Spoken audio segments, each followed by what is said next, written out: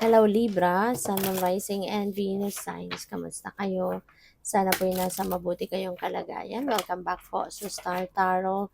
At kung bago kayo rito, welcome din po kayo. Please subscribe, like, share my videos, and leave me a comment kung nakaresonate kayo. Thank you. So Libra, first card po ninyo, we have the Page of Cups. Si Page of Cups, this is mga balita, invitations, communication, mga ganyan na pwedeng dumating sa inyo.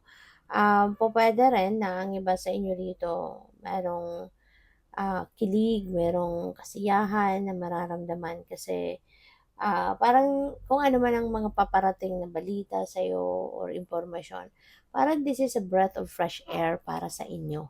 Kaya there is an excitement, no? Matutuwa ka, ma-excite ka sa mga pangyayaring ito.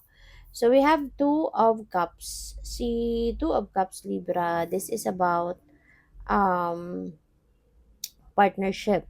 So, baka ang iba sa inyo, mayroong papasuking business partnership, pwedeng gano'n. Pwede makikipag-collaborate ka with someone sa proyekto mo, sa kung ano man ang gagawin mo. Pwede rin na friendship ito. Baka may bagong makikilala kayo na bagong kaibigan. Pwede rin na ang iba sa inyo magkakaroon ng pwede rin ang iba magkakaroon ng siguro bagong manliligaw, maaari magkaroon ng um, merong bagong manliligaw or pupuwedeng magkakaroon kayo ng bagong jowa, 'di ba? Baka official 'no, na magiging kayo na ng manliligaw mo, so pupuwedeng gano'n din ang ganap, 'no? So, what else? We have the Three of Pentacles. So, ano 'to, pupuwede ngang may collaboration, pupuwede ngang meron dito magtutulungan. You may be going to work in a team, puwedeng gano'n din. Baka baka kayo ay magtatrabaho sa excuse me, puwedeng kayo ay magtatrabaho sa isang kunyari isang department and you will be provided with assistants. Baka meron kayong makakasama na, makakatulong na kasi kung dati solo kayo, ngayon baka bibigyan na kayo ng makakatulong, mga ganyan. Or ang iba sa inyo siguro mag-aaral 'no, baka ang iba sa inyo mababalik school or pupuwedeng, ah, siguro mag-aaral kayo online or baka may mga trainings or workshops na gagawin ang iba sa inyo, so pupuwedeng gano'n din ang ganap. And, also for some of you, ito na yung ano, this is the beginning of your success. Yung Three of Pentacles, ito na yung simula siguro ng pag-akyat mo sa ladder ng success. Kasi kung dati, siguro medyo mabagal, medyo hindi masyadong positibo ang nagiging resulta ng mga trabaho ninyo. Pero ngayon na you are going to be helped out with other people. So siguro mas mabilis na ngayon na aakyat ka sa tagumpay, no? Sa ladder of your tagumpay. So, tignan natin ano pa ang ganap. And by the way, maraming salamat for subscribing. And if you haven't subscribed yet, subscribe na kayo. And also, maraming salamat din for not skipping the ads. Malaking bagay yan sa akin. And also, please click the join button sa baba ng video kung gusto niyo na mag-join kayo sa membership. Okay? Salamat. So, we have thoughts. And meron kayo iniisip. Maaaring iniisip mo yung babaeng ito. So, this could be anyone po. Pwedeng girlfriend mo yan, asawa mo, pwedeng ganon. Kasi parang halos magkaedad lang sila, no? So, puwedeng kaibigan or asawa or boyfriend, or girlfriend, no? Puwedeng gano'n. Iniisip mo siya. Maybe you are making plan for a surprise para sa kanya, mga gano'n. Pupuwedeng nami-miss mo siya, puwedeng gano'n ang ganap diyan. So, we have despair, Libra. Iba sa inyo dito, nawawalan ng pag-asa na. Parang siguro nawalan ng trabaho 'no, kaya merong not hiring card. Baka ang iba sa inyo nawalan ng trabaho, pupuwede ng iba sa inyo siguro napaaga yung kontrata 'no, napaaga yung pagtatapos ng kontrata, something like that.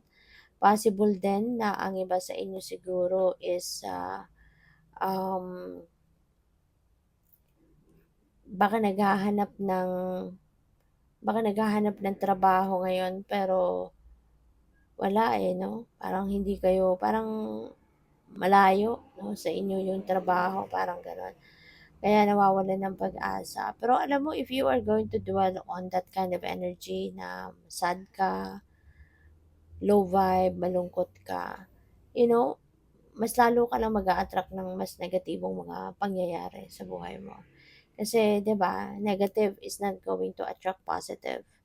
Negative attracts negative. Kaya sana 'no, lakasan mo ang iyong loob, tibayan mo ang inyong dibdib, and mas mag-focus ka na lang sa mas isipin mo na lang kung papaano ka makakahanap ng trabaho or baka meron ibang alternative, 'di ba? So, instead of, working as an employee, 'di ba, baka mamaya merong kang maisip 'no, na puwede mong maging source of income 'no, mag-ano ka, mag-business, 'di ba? Mga ganyan, racket 'no. So, mag-isip ka na lang na kung ano ang pupuwede mong gawin to ano, to solve your problem.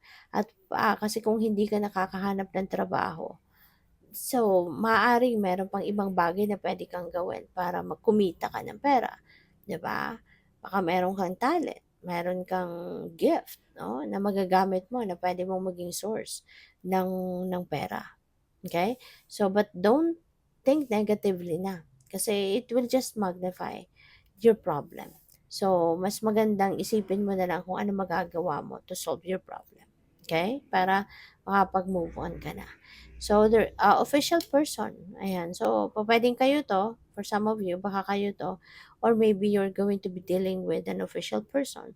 Pwedeng ano to, pwedeng men in uniform, police, mga ganyan, militar, pwede rin na politiko ito, maaring you're going to be dealing with a politician, baka meron kang pakikipag-usap na gagawin sa kanila, mga opisyal ng gobyerno, mga ganyan. Or mga nagtatrabaho sa gobyerno, pwedeng ganun, ano?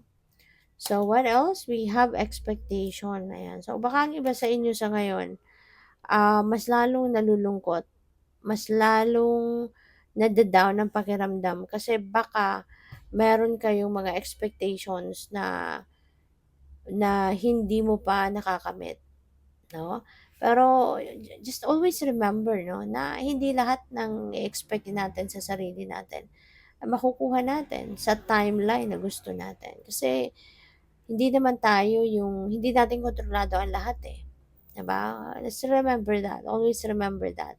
Lahat ng nangyayari naman sa buhay natin is, nangyayari according to the divine order and timing. Kaya kahit anong effort na gawin natin kung talagang, it's not meant to happen yet, it won't happen, 'di ba? Or it doesn't happen. Kaya nga may kasabihan, 'di ba, na kung hindi ukol, hindi bubukol. Kaya dapat maging ano tayo, maging flexible tayo. We need to learn to be flexible, to be patient, to be adaptable.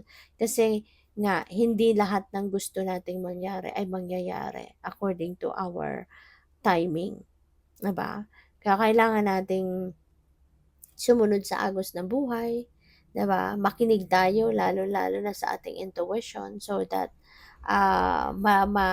ma-pick up natin kung ano yung gusto ng divine universe na gawin natin, 'di ba? Kasi when we are going with the flow, makakaasa ka na things will be flowing smoothly, 'di ba? Kasi sumusunod tayo sa kanya. So, yun. Good luck. Thank you for watching Love and Light. Namaste.